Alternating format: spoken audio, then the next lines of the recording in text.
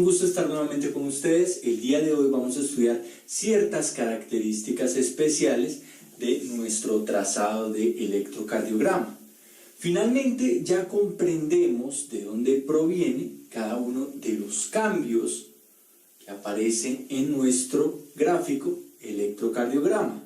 Ahora debemos ponerle nombre para que todos hablemos el mismo idioma y además para que podamos comparar el patrón de electrocardiograma que se ha llamado normal con el de nuestro paciente, para determinar si nuestro paciente tiene alguna alteración en la conducción cardíaca. Se han determinado tres parámetros principales con los cuales se puede jugar a entender qué ocurre en el corazón, en cada momento del corazón. ¿Cuáles son?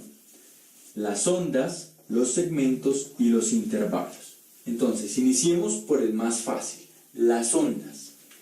La onda es simplemente el movimiento significativo de la aguja de nuestro galvanómetro, un movimiento significativo de la aguja que produce un gráfico, que cambia el patrón de línea que llevaba el galvanómetro. Cualquier movimiento significativo, no será la llamada onda un movimiento muy pequeño de la aguja, en ese caso no, es un movimiento significativo que represente una figura. Entonces, ¿cuáles ondas tenemos? Muy fácil, la primera onda, la onda P. Y lo más importante en este momento no es conocer el nombre de la onda, sino en nuestra sombra mental saber que representa la despolarización de las aurículas y ya conocemos muy bien el fenómeno, el vector que ocurre y ya también entendemos por qué su tamaño es así. Más adelante en esta clase comprenderemos y conoceremos el tiempo de duración de esta onda P y por qué es importante conocerlo. Ahora, la siguiente onda que aparece es la onda Q, que nos muestra la despolarización del septo. Bien, fácil, hasta ahí. Continuamos con la onda R, generada por la despolarización de la gran masa ventricular de la punta del corazón. Y finalmente la onda S, por la despolarización de las bases, de la base del corazón, tanto de la parte derecha como de la parte izquierda. Finalmente aparece la onda T, causada por la repolarización, el proceso de repolarización que es un poco más lento que el de despolarización, por eso esperamos que sea más ancho y no con un ángulo cerrado en la punta, que es un proceso lento, que permite el movimiento lento de la aguja. Entonces, los más fáciles de aprender, las ondas, la onda P, Q, R, S y T. Ahora pasemos a los segmentos. ¿Cómo podemos definir un segmento? Es un momento isoeléctrico. Estoy diciendo, es una línea. Es el momento donde el galvanómetro, la aguja del galvanómetro no se mueve, se queda en posición neutra. Y, como sabemos, hay dos lugares en los cuales la aguja del galvanómetro no se mueve. El primero de ellos es este, que representa al mudo del sistema de conducción. ¿A quién? Al nodo aurículo-ventricular, que por todas esas particularidades que ya estudiamos, tamaño de sus células, uniones gap, canales de calcio, todo eso que ya aprendimos, pues no produce o no se manifiesta con un movimiento significativo de la aguja. Se le conoce como el silencio eléctrico del corazón. Y el otro punto donde la línea se hace recta es acá. Después de la despolarización, cuando todas las células están despolarizadas, dijimos que nuestro aparato no registra corriente, no aparece corriente alguna que pueda ser detectada. Entonces hay una línea recta, un momento isoeléctrico. Se le llamará a este primer segmento el segmento PR. Entonces, segmento iría desde el final de la onda P P hasta el inicio de la Q o de la R. Muy atentos. Se llama segmento PR. Idealmente podría llamarse segmento PQ, pero como les dije, hay algunas derivaciones del electrocardiograma que no registran la onda Q. Entonces, la R en condiciones fisiológicas siempre debe estar, la Q dependiendo de la derivación está o no está, tal que de manera práctica se llama segmento PR. El otro segmento que tenemos es el segmento ST, que va, como su nombre lo indica, desde el final de la onda S hasta el inicio de la onda T. Muy importante en patología isquémica del corazón, entonces debemos tenerlo presente. Así completamos nuestros dos segmentos, el segmento PR y el segmento ST. Ahora pasemos a los intervalos. ¿Qué es un intervalo? Muy sencillo, la suma de segmentos y ondas y segmentos, o simplemente la suma de ondas. En algunos casos podemos agrupar ondas y segmentos y en otros casos agrupamos simplemente ondas. Veámoslo para hacerlo muchísimo más fácil. El primer intervalo que vamos a estudiar es el intervalo PR.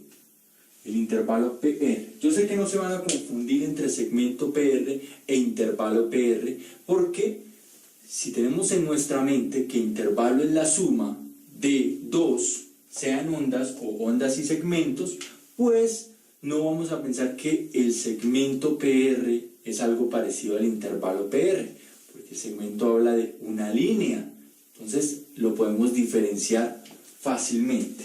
El intervalo PR va desde el inicio, claramente, debe incluir la onda P, el inicio de la onda P, hasta la Q o la R, la que aparezca primero.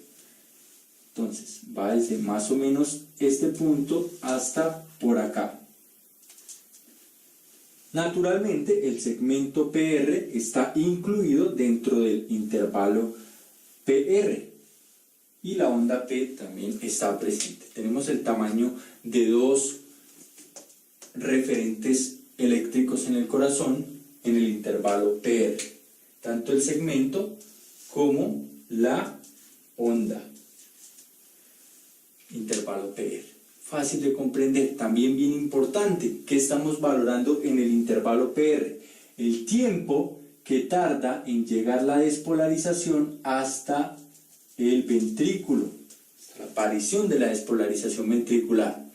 Acá comenzaron algunas células a despolarizarse y finalmente generaron la despolarización del ventrículo, en la aurícula, en el nodo sinusal, hasta el ventrículo, pasando naturalmente por nuestro nodo aurículo-ventricular. Entonces nos sirve para valorar ese momento eléctrico.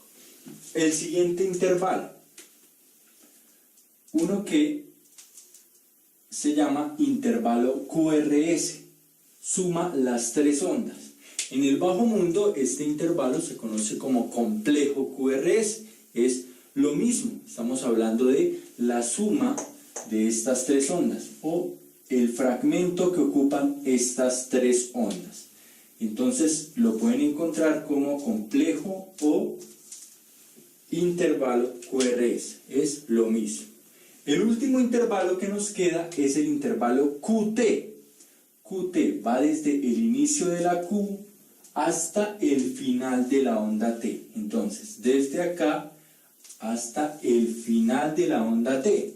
Y es bien interesante este intervalo QT, que los investigadores decidieron agregar a la lista porque nos valora el inicio de la despolarización ventricular hasta el final de la repolarización ventricular. Entonces prácticamente todo lo que ocurre en los ventrículos, desde que pasa el estímulo del nodo auriculoventricular hasta que el momento eléctrico de su despolarización ha finalizado, la repolarización.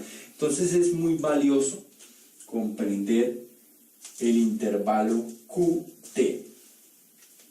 En la siguiente parte de la clase vamos a estudiar los tiempos. Entonces, para estudiar los tiempos debemos implementar este dibujo en el aparato, en nuestro aparato de electrocardiograma y en el papel especializado para la lectura del electro.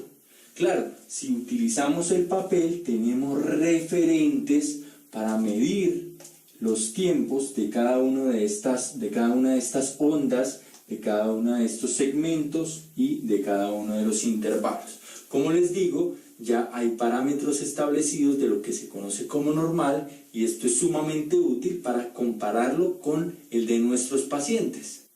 Es momento de aplicar toda la información que hemos obtenido en nuestro papel de electrocardiograma. Entonces, supongan que acá tengo el aparatico, el electrocardiógrafo, el cual dentro tiene la aguja que se está movilizando sobre el papel. La aguja tiene tinta en la punta y este papel va girando debajo de la aguja, lo cual produce un trazado. Naturalmente, el aparato está conectado al paciente. Supongan que lo conectamos como lo hicimos en la clase anterior, con el electrodo negativo al lado superior derecho, con el electrodo positivo al lado inferior izquierdo. Entonces, en la extremidad inferior izquierda aplicamos el electrodo positivo, en la superior derecha el electrodo negativo. Y pues el galvanómetro comienza a censar la actividad eléctrica que ya conocemos. Entonces, antes de encender nuestro electrocardiógrafo, debemos conocer algunas características de este papel. Como pueden observar, es un papel cuadriculado que tiene unos cuadros muy pequeñitos, muy pequeñitos, y además se resaltan otros cuadros conformados por 5 a lo alto, 5 cuadritos de estos, y a lo ancho otros 5 cuadros. Es decir, en el papel de electrocardiograma tenemos dos tipos de cuadritos, unos pequeños y unos grandecitos. Los pequeños, estos que podemos ver, y los grandecitos conformados por 5 de los pequeños a lo ancho y 5 a lo alto. Muy sencillo, muy fácil de comprender. Si sabemos que el papel va girando debajo de la aguja en esta conformación, pues podremos comprender muy fácilmente que el eje Y corresponde a los cambios en el voltaje, o nos va a permitir observar cambios en el voltaje, tal que con el aparato calibrado, cada uno de estos cuadritos a lo largo, de arriba hacia abajo, nos va a representar un ¿qué? Un voltaje, porque va a permitir graficar las modificaciones en el voltaje que detecta el galvanómetro y la aguja pinta sobre el papel. Muy sencillo. Ahora, si tenemos en cuenta que el papel, gracias a sus rodillos, gira a una velocidad determinada bajo la aguja, pues de manera intuitiva podemos saber que cada cuadrito representa una unidad de tiempo.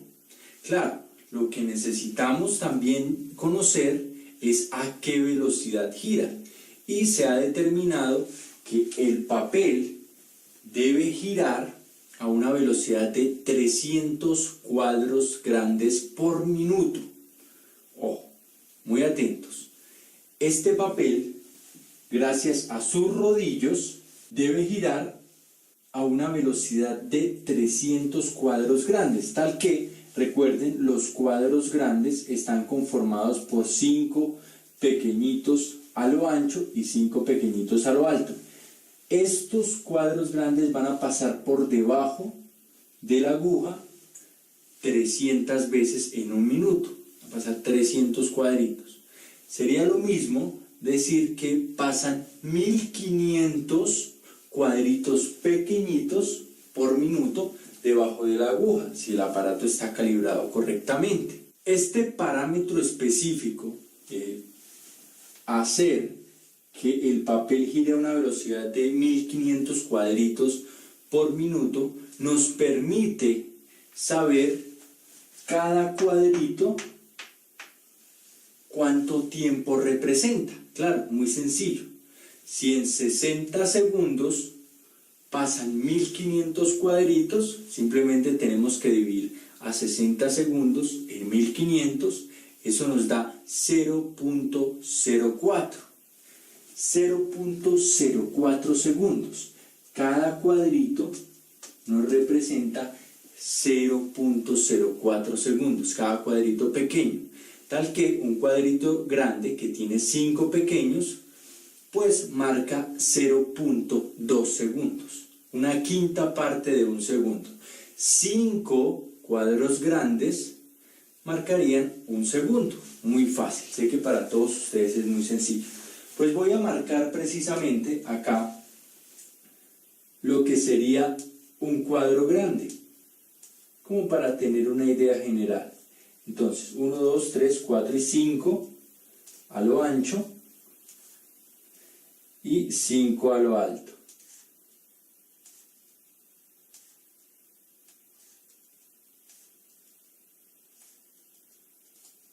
Esto sería uno de esos cuadritos grandes y debemos tener en nuestra mente la velocidad con la que fluye.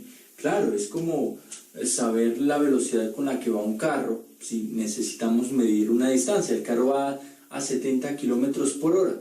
Bueno, en una hora va a recorrer 70 kilómetros, en 2 va a recorrer 140, así. Para los asuntos de matemáticas, pues debemos tener algunos datos. Son muy sencillos de comprender. El cuadrito grande de 5 por 5. Y en este punto ya sabemos que uno pequeño mide o representa 0.04 segundos y uno grande, este grande, 0.2 segundos.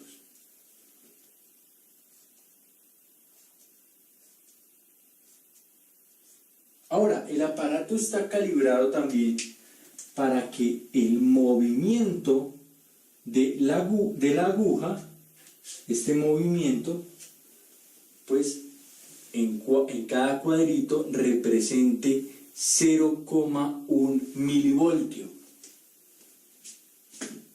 0,1 milivoltio. Entonces, cada vez que la aguja se desplaza desde su punto medio, desde su posición neutra, hacia arriba un cuadrito pequeño, estamos hablando que se movilizó 0.1 milivoltios. Sea hacia arriba o hacia abajo, pues el mismo tamaño en milivoltios es el que se mide. Así que podemos comprender muy fácilmente que un cuadrito grande, ¿cuántos milivoltios puede medir? 0.5. 0.5 milivoltios en un cuadro grande, 0.1 milivoltios en un cuadro pequeño. Entonces, esos son datos que debemos tener en cuenta a la hora de analizar un trazado de electrocardiograma, porque claro, si lo hicieron de esta manera es porque, primero, el parámetro tiempo de las ondas, el tiempo de los segmentos, el tiempo de los intervalos, lo que acabamos de estudiar, ese parámetro es importante. Se ha estudiado en cada uno de los pacientes y se ha determinado algo dentro de rangos normales, como hacemos en medicina. Tomamos a la mayoría de la población sana y decidimos que estos son rangos normales. Entonces, el parámetro tiempo, tanto en las ondas como en los segmentos, como en los intervalos, pues tiene unos rangos normales y debemos conocerlos, pero para eso también debemos conocer cómo medir el papel del electro. Muy sencillo y muy obvio. Ahora, también se ha determinado que hay unos rangos normales para el aspecto del voltaje. Entonces debemos saber, bueno, cuánto mide este papel o cuánto representa, mejor, este cuadrito pequeño con respecto al voltaje y cuánto representa el cuadrito grande con respecto al voltaje. Muy fácil. Ahora sí vamos a encender nuestro aparato y ya lo tenemos conectado al paciente. Entonces vamos a iniciar o vamos a suponer que el trazado comienza con la aguja en posición neutra antes de la despolarización del nodo. Entonces, como para hacerlo en orden, no prenderlo y que aparezca justo el trazado iniciando en la despolarización de los ventrículos, pues vamos a ir sección por sección muy fácilmente. Encendemos nuestro galvanómetro y aparece una pequeña línea recta, es decir, el galvanómetro en posición neutra antes de iniciar la despolarización de nuestro nodo sinusal y nuestras aurículas. Entonces, se ha determinado que ese primer vector, seguramente ustedes lo recuerdan, el de la despolarización atrial, esa onda que aparece gracias a la despolarización atrial, que se llama como onda P, dura, muy atentos, dura en promedio, en condiciones fisiológicas, de 0.08 a 0.1 segundo. ¿Cómo? Tranquilos, no se dejen confundir con tantos ceros y cosas de segundos, pequeños números, tranquilos. Tengamos en cuenta que cada cuadrito pequeño mide 0.04 segundos. Vamos con números pares, 0.04, 0.08, 0.1 o 0.12, cuando sumamos la tercera vez. Entonces vamos así secuencialmente buscando cuántos cuadritos representaría este tiempo. Entonces se dice que la onda P, pues tiene una duración en condiciones fisiológicas, en la mayoría de la población normal, de 0.08 segundos a 0.10 o a 0.1. Ojo, les aclaro, pueden encontrar diferentes parámetros de acuerdo al libro que estudien. Como en muchos otros temas en medicina, este también tiene diferencias con respecto al autor. Entonces, pueden encontrarlas totalmente válidas, seguramente basadas en su experiencia y en sus análisis de los pacientes o en algunos estudios. Todas esas unidades pues son muy válidas. Tenemos una onda P que dura 0.08 a 0.1, es decir, de 2, muy atentos, de 2 a 2 cuadritos y medio.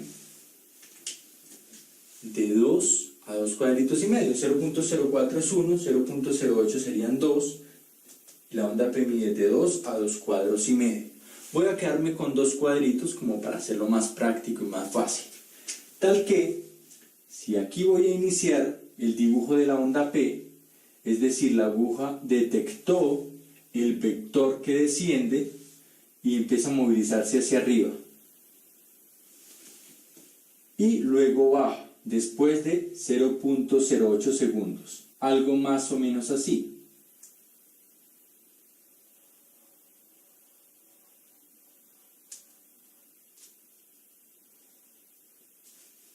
¿Sí ven? Muy sencillo.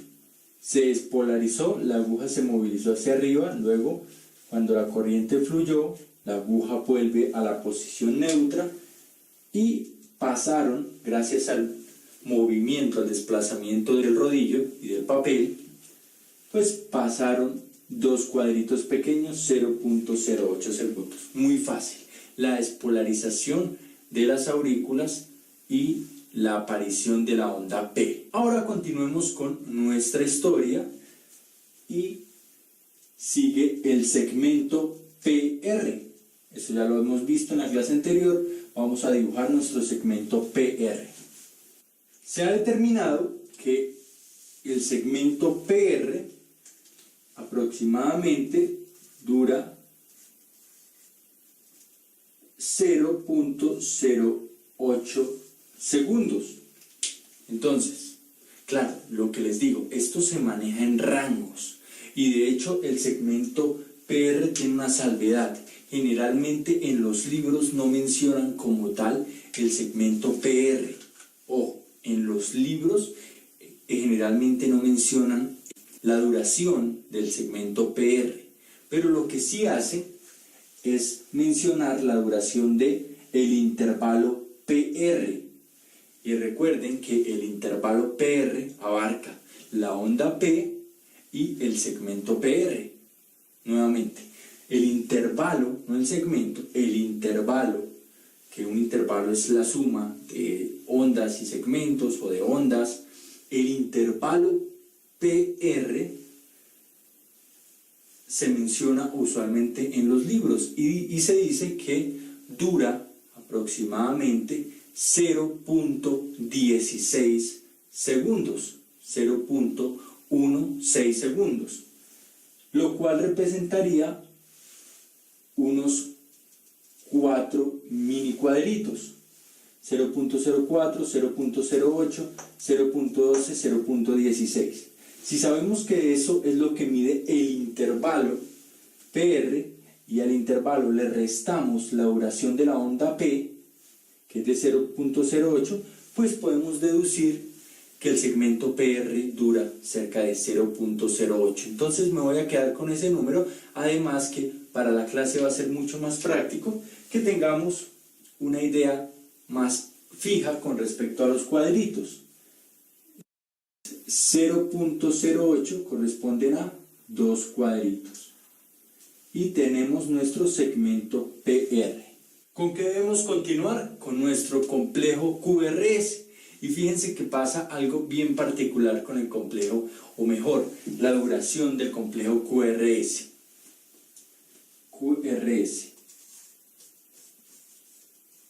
Resulta que en varios libros se dice que la duración es de 0.06 a 0.1 segundos. Voy a escribirlo por acá. 0.06 a 0.1 o a 0.10. Fíjense que 0.06 no es exactamente un cuadrito, es como un mini cuadrito y medio. Y 0.10 serían 2 mini cuadritos y medio. En promedio podríamos tomar 0.08 como el número que está ahí encajado en la mitad en la duración del complejo QRS, y 0.08 precisamente ha sido el valor que tomamos para la onda P, para el segmento PR. Entonces, para hacerlo bien fácil en nuestra mente, fíjense que el 0.08 nos está ayudando mucho, es decir, los 2 mini cuadritos para la onda P, para el segmento PR y para el QRS. Como les digo y les acabo de mencionar, no es el valor único, no es como el tiempo único, de hecho va desde 0.06 a 0.10, pero si debemos tomar un punto medio, 0.08 es un valor válido. Entonces iniciamos con la Q, luego la R y luego la S. Terminamos más o menos acá. 2 mini cuadritos, 0.08 segundos. Ahora, ¿qué sigue? El segmento ST, el cual debemos tenerlo en cuenta porque lo utilizamos tanto para medir el segmento como para medir intervalos. Se ha determinado que el segmento ST dura aproximadamente entre 0.1 y 0.16 segundos. Entre 0.10 y 0.16 segundos. ¿Cuántos cuadritos representaría? 0.10 serían 2 cuadritos y medio y 0.16 4 cuadritos. Entre 2 y 4 cuadritos, entre 2 cuadritos y medio y entre 4 cuadritos. Tomemos un promedio de 3 cuadritos, es decir, 0.12 de el segmento ST, aclarando como siempre que no es un valor único. 3 cuadritos, entonces hacemos una línea neutra de 3 cuadritos, en la cual la posición de la aguja no se moviliza. Y aprovecho para hacer un recuento de los sucesos eléctricos que seguramente atrás ustedes han venido pensando. Ocurrió el vector de las aurículas, la despolarización de las aurículas, luego el mudo, ¿se acuerdan del mudo? El silencio eléctrico del corazón, la despolarización y el paso de la corriente a través del nodo aurículo-ventricular. Después, la despolarización de los ventrículos, que inicia con esta onda Q por despolarización del septo, una gran onda R, despolarización de la punta del corazón, de la gran masa ventricular, y finalmente despolarización de la base del corazón, que nos produce la onda S. Ahora, el momento del silencio eléctrico. ¿Por qué? Porque toda la masa del corazón está despolarizada. Toda la masa ventricular está despolarizada. Y cuando todas las células están despolarizadas, pues no hay flujo de corriente, es decir, la aguja no se moviliza, se queda quietica. Eso ya lo sabemos, ya lo comprendemos. Ahora, aparece la onda T, la de repolarización, la que apunta hacia arriba y que tiene en su colita el menos de la repolarización, es decir, es un vector negativo que apunta hacia el electrodo negativo, tal que la aguja se va a movilizar hacia el lado positivo. A decir verdad, el tiempo, la duración de la onda T no es un parámetro que se tenga en cuenta en muchos libros, es decir, no es un parámetro que se mencione en muchos libros. Más que tener en cuenta la duración de la onda T, en los libros generalmente recalcan es la dirección de la onda T, si la onda T va hacia arriba o está invertida. Ya veremos después, cuando profundicemos en la patología, en el electrocardiograma, pues la relevancia de este parámetro. Por ahora, quiero que tengan en cuenta que utilizando el intervalo QT como referencia, podemos decir que aproximadamente la onda T tiene una duración de 0.12 segundos, es decir, 3 cuadritos. Y desde acá hasta acá.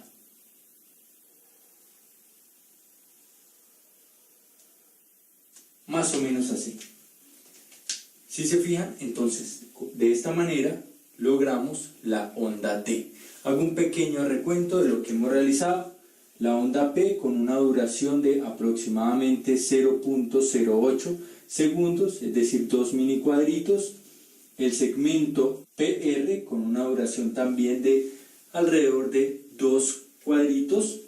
El QRS, que lo podíamos tener entre 1,5 y 2,5 más o menos, 0.06 a 0.10. El segmento ST de 3 mini cuadritos y la onda T de 3 mini cuadritos. Entonces, como para hacerlo de manera práctica y tener una noción mientras nos vamos aprendiendo todo esto: 2, 2, 2, 3, 3. 3 veces 2 y el resto 3. Como lo quieren aprender, como les parezca mucho más sencillo, pero pues a mí me sirve tener una idea de los tiempos de cada una de las partes del electrocardiograma, porque, como les digo, más adelante comenzaremos a ver las alteraciones, pero como han podido determinar, ya no vamos a estudiar las alteraciones del electrocardiograma tratando de memorizar qué es lo que ocurre en un infarto, qué es lo que ocurre en un bloqueo, sino comprendiendo las razones electrofisiológicas que son traducidas por nuestro aparatico y que gráficamente se presentan de una manera particular.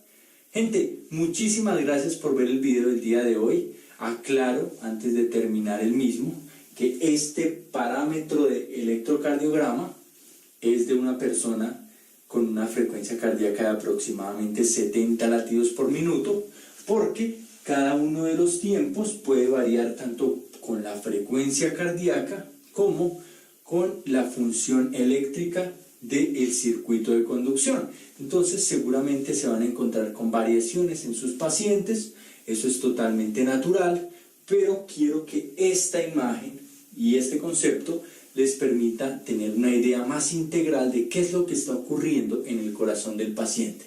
Como les digo, muchísimas gracias por ver el video, no se pierdan los demás, chao.